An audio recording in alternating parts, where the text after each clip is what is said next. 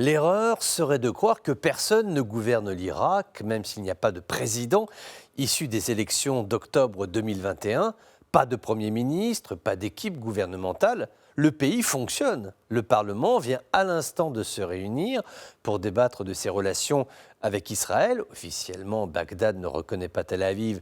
Or, tout le monde sait que les lignes sont en train de bouger au Proche-Orient. Donc, c'était un débat intéressant qui a eu lieu, qui a lieu, même s'il n'y a pas d'exécutif issu des urnes. L'ancienne équipe gouvernementale est toujours en place.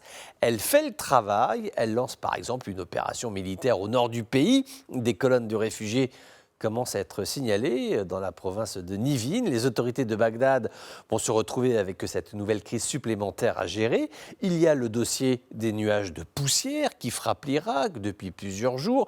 Les services de pneumologie dans les hôpitaux sont absolument débordés. Il y a des blessés. Il y a des morts, la poussière recouvre tout, les champs, les rivières, la nourriture, c'est un véritable désastre. Eh bien, les autorités de transition font le travail, la lutte contre les poches résiduelles du groupe État islamique, la gestion des milices, anticiper les attaques qui visent les convois américains de ravitaillement, tout se passe comme si les élections d'octobre 2021 n'avaient jamais eu lieu. Et songez que Moqtada Assad, qui a quand même pourtant remporté la législative, n'arrive toujours pas à former une équipe gouvernementale. La dernière solution consisterait à travailler avec les députés dits indépendants, essentiellement des nouvelles têtes, qui sont issus des manifestations des années 2019-2020. Moqtada Assad leur avait dit « Nous avons 15 jours pour construire une coalition ».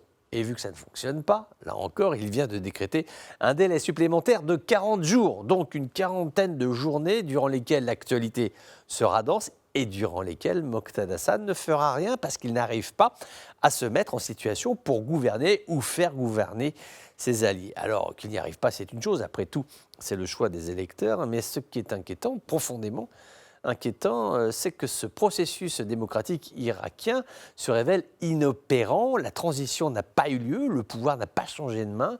Non pas que l'ancienne équipe s'en empare, pas du tout, mais vu qu'il n'y a personne, il faut bien s'occuper des affaires courantes au début et puis les mois passant, travailler aux intérêts de l'Irak. Ceci démontre d'ailleurs que ce pays est finalement solide. Il y a une administration, des hauts fonctionnaires, il y a aussi une démocratie, des urnes, des listes électorales, des résultats. Mais après, la machine se bloque. Pour combien de temps encore, combien de semaines, de mois ou d'années? À cette heure-ci, hélas, nul ne le sait.